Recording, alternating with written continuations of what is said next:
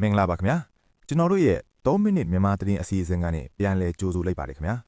ဖားကန်ကအထိုင်စခန်းနာဟုကို KIO ကတပြိုင်နက်သိမ်းပိုက်လိုက်တဲ့သတင်းနဲ့အတူနေပြည်တော်ကအာနာသိန်းစစ်ခေါင်းဆောင်ရဲ့သမရယူယူနီနဲ့လုတ်ရက်တွေတောင်ဒီနေ့စစ်ရေးနဲ့နိုင်ငံရေးအခြေအနေဟာအတော်လေးကိုအရှိန်မြင့်တက်နေပါတယ်မိနစ်ပိုင်းအတွင်းမှာပဲတီးတန်းတီးထိုက်တဲ့သတင်းထူးတွေကိုကျွန်တော်နဲ့အတူအဆုံးထိနားဆင်ကြည့်အောင်ပါ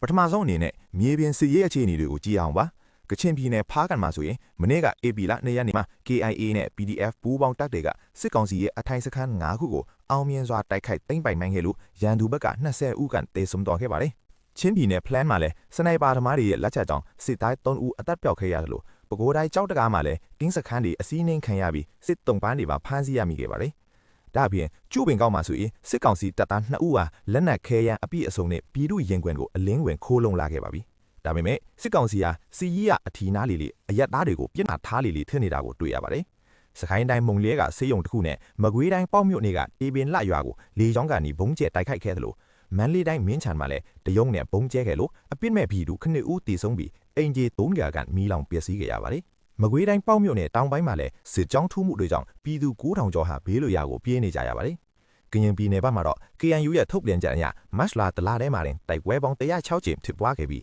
ရန်သူဘက်ကတိုင်ရင်မှုအပါအဝင်106ဦးသေဆုံးခဲ့ပါတယ်။စစ်ကောင်စီကနေဆက်ကုံထွေကြီးလမ်းကြောင်းတွေကိုအတင်းအဓမ္မပြန်ထိန်းချုပ်ဖို့ကြိုးစားနေပြီးတနင်္သာရီတိုင်းကဝင်ဝစခန်းကိုတော့အပြင်းထန်ထိုးစစ်ဆင်ပြီးပြန်လည်ထိန်းချုပ်သွားခဲ့ပါတယ်။ဒီနေရာမှာကျွန်တော်တို့တတိထားရမှာကနိုင်ငံရေးကစားကွက်ပါ။အာနာသိန်းစစ်ကောင်ဆောင်ဟာနေပြည်တော်မှာသူ့ကိုယ်သူသမရအဖြစ်တင်မြှောက်ပြီးနိုင်ငံရေးကတရားဝင်ဖြစ်လာဖို့ကြိုးစားလာပါတယ်။ဒါဟာကမ္ဘာကိုလှည့်စားဖို့လုပ်တာဖြစ်ပါတယ်။တစ်ခွက်မှာလည်းစီရဲရရှုံးနေတဲ့မြို့ကြီးတွေနဲ့စီးပွားရေးလမ်းမကြီးတွေကိုအင်အားစုပြုံပြီးထိန်းချုပ်ဖို့ကြိုးစားနေပါတယ်။နောက်ထပ်စိုးရင်စရာတစ်ခုကတော့မကွေးတိုင်းဘက်ကတယန်းစားတာမိုင်းနာကြီးစဉ်ကိစ္စတွေမှာတော်လန်ရေးအဖွဲ့အစည်းအချင်းချင်းကသဘောထားကွဲလွဲမှုတွေရှိနေတာပါ။ဒါဟာစီအီအရှင်ကိုနှောင့်နှေးစေနိုင်တယ်လို့ရန်သူအတွက်အခွင့်အရေးဖြစ်သွားစေနိုင်ပါတယ်။ဒါကြောင့်ကျွန်တော်တို့တော်လန်ရေးအင်အားစုတွေအနေနဲ့ပြည်ရင်းညီညွတ်ရေးကိုအဓိကထားရပါမယ်။ NUG နဲ့ဒေသခံအဖွဲ့တွေကြားကပြဿနာတွေကိုလက်နက်နဲ့မဖြေရှင်းပဲတွေးဆုံဆွေးနွေးမှုနဲ့ပဲအဖြေရှာကြဖို့လိုပါတယ်။စစ်ကောင်စီရဲ့အုပ်ချုပ်ရေးရန်တရားတွေကိုဟန်တားဖို့မြို့ပါပျောက်ကြားစစ်စင်ရေးတွေကိုအရှိန်မြင့်တင်သွင်းရမှာဖြစ်တယ်လို့